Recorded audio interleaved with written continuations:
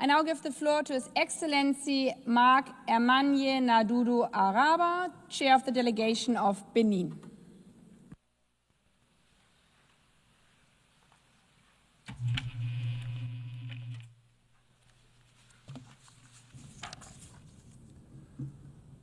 Madame la Présidente.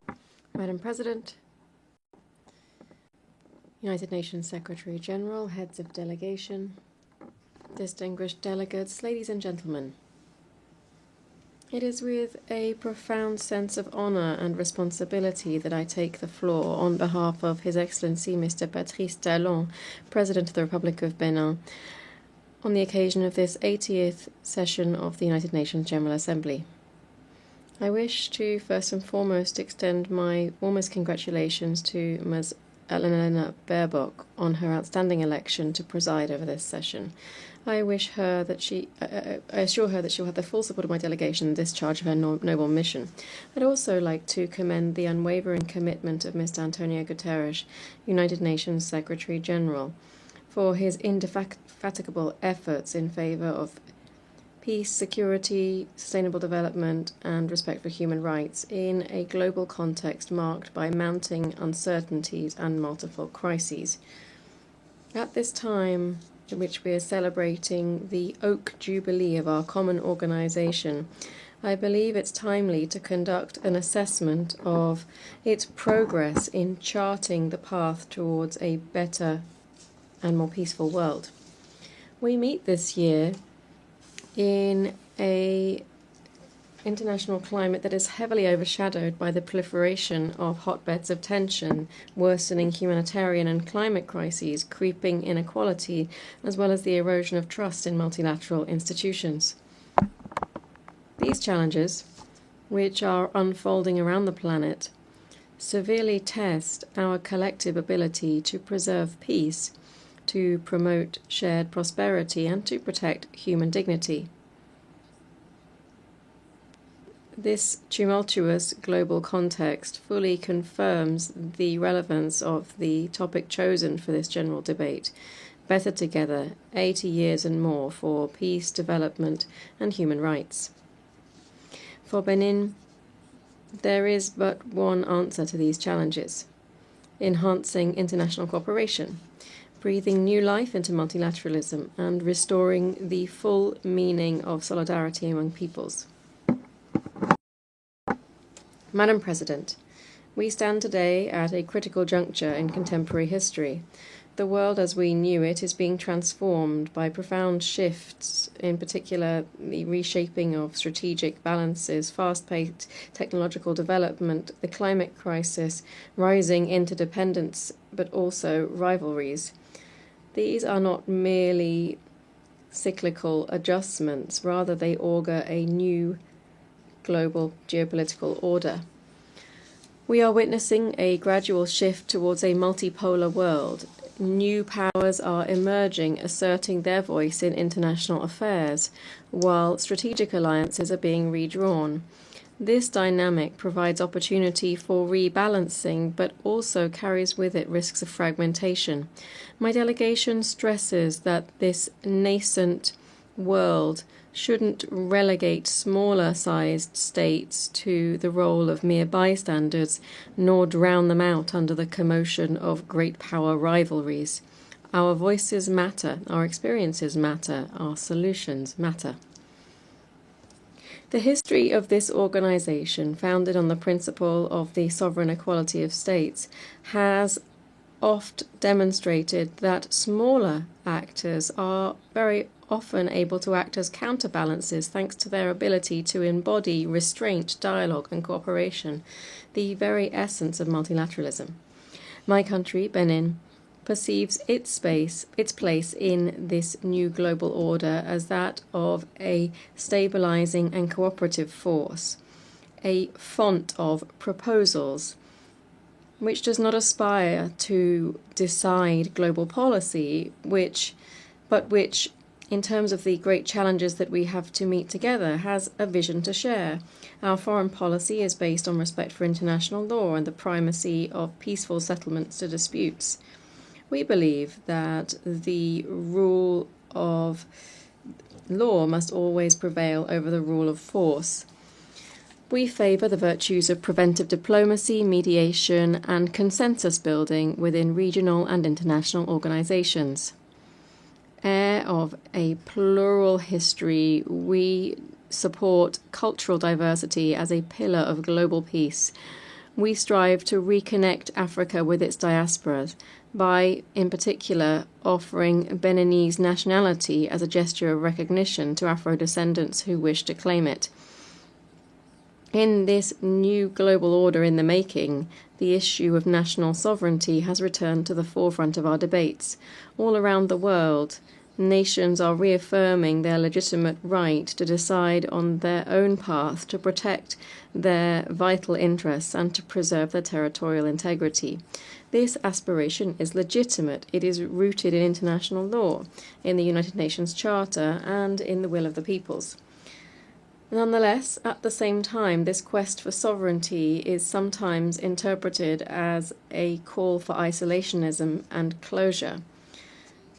Rather, Benin sees sovereignty as synonymous with an ability to act independently, underpinned by a clear understanding of national interests. It is to be exercised in the context of an international system in which every state, while remaining the master of their own choices, recognizes that common challenges demand collective responses. True sovereignty is also visible in the capacity to engage in dialogue, to negotiate, to cooperate, and to be open to the world. Madam President, Benin observes with concern the proliferation of armed conflicts in Eastern Europe to the Middle East, Sahel, and the Great Lakes region, threatening millions of lives, triggering mass population displacements, weakening institutions, and destroying infrastructure. This, in turn, fuels a cycle of poverty and violence in affected areas. In light of this reality, we have a clear belief. No conflict can be sustainably resolved by the force of weapons. Only an inclusive dialogue backed by true political determination, along with sustained international engagement, can open the way to just and lasting peace, perhaps in particular in the humanitarian chaos in Gaza, where the prospects for reconstruction appear uncertain. Benin reaffirms its support for the two-state solution as the only viable path towards a lasting settlement of the Israeli-Palestinian conflict, in accordance with the relevant resolutions of the Security Council and the New York Declaration, adopted at the conclusion of the international conference organized jointly by France and the Kingdom of Saudi Arabia in July this year.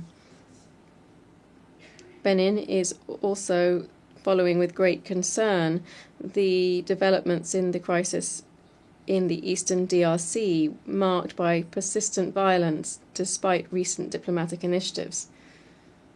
We commend the efforts of Qatar and the United States of America to promote de-escalation and to open the way to an inclusive dialogue.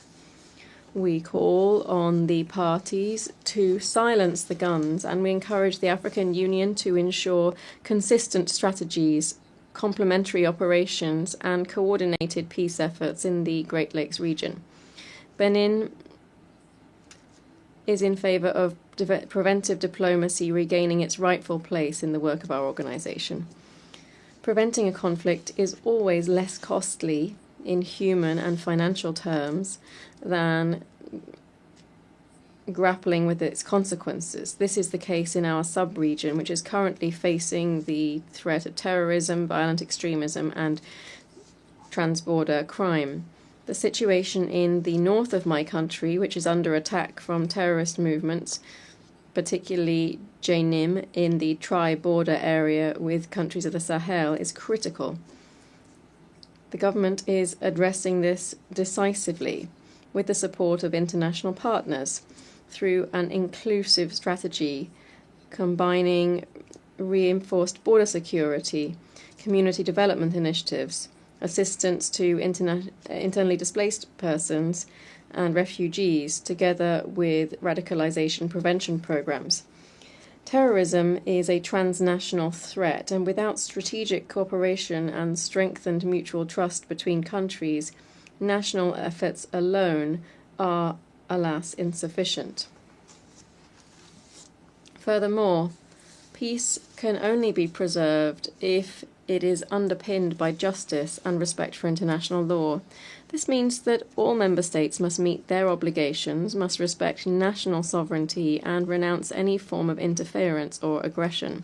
Madam President, 10 years ago, the international community adopted the 2030 Agenda for Sustainable Development, embodying the ambitious pledge to leave no one behind.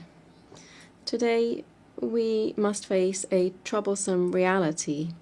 That is, that the global trajectory towards achieving the SDGs is seriously off track.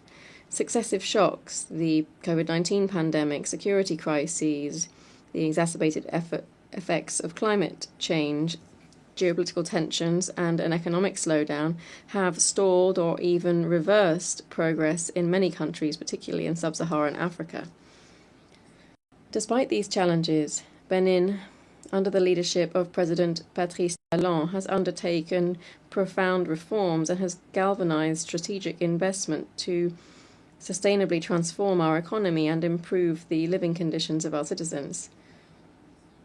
We have seen some considerable results in terms of the SDGs, with more than almost 60% of our 49 priority targets on track. The 2025 SDG index for Benin is 57.8 points, which means that our country stands first worldwide in terms of progress, with a gain of 14.5 percentage points since 2015. These positive results speak to Benin's ability to transform our public policies into tangible progress for our population, and yet a number of challenges remain to be met in order to consolidate the gains made and to bridge gaps.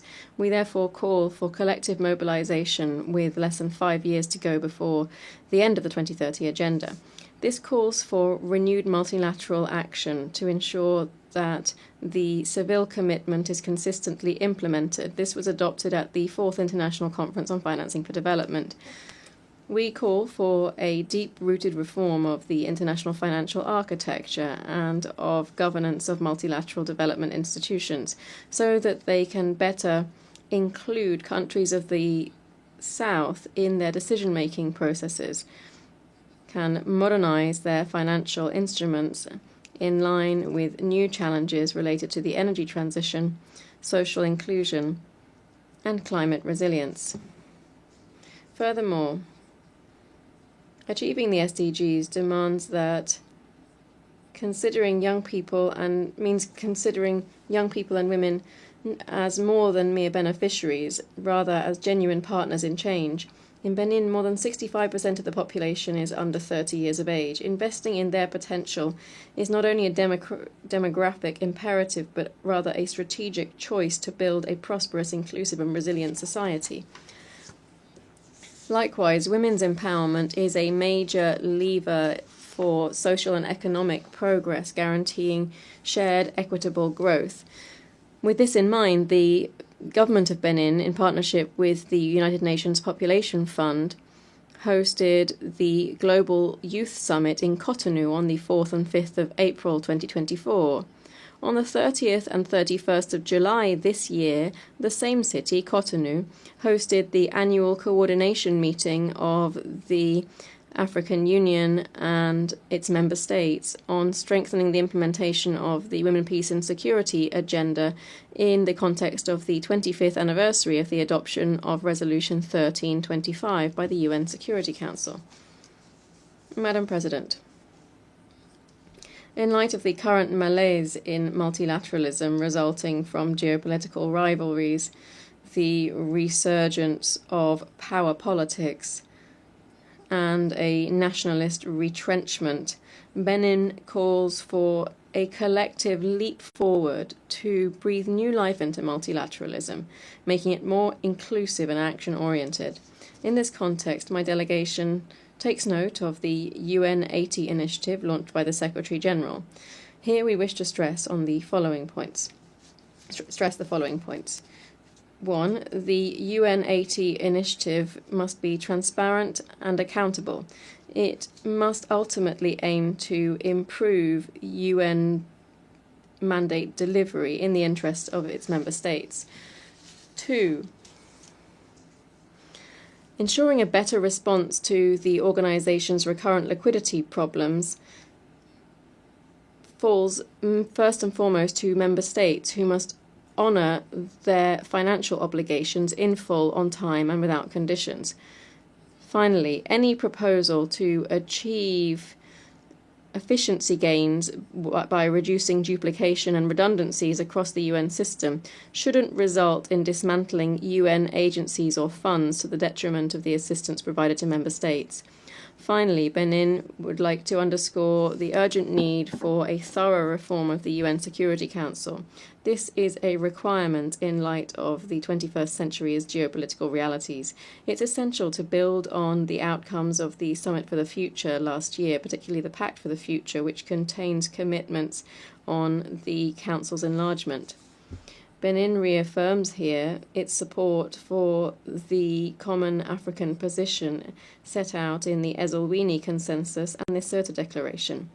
Africa, which represents more than 1/4 of member states and which is the theatre of a number of issues on the Council's agenda, can no longer be sidelined in decision-making. Allow me to conclude by citing the African aphorism: if you want to go faster, go alone. If you want to go far, go together. May this maxim guide our steps, inspire our decisions, and unite us in our quest for a better future for all of humanity.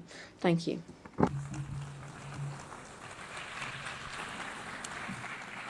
I thank the chair of the delegation of Benin. I now give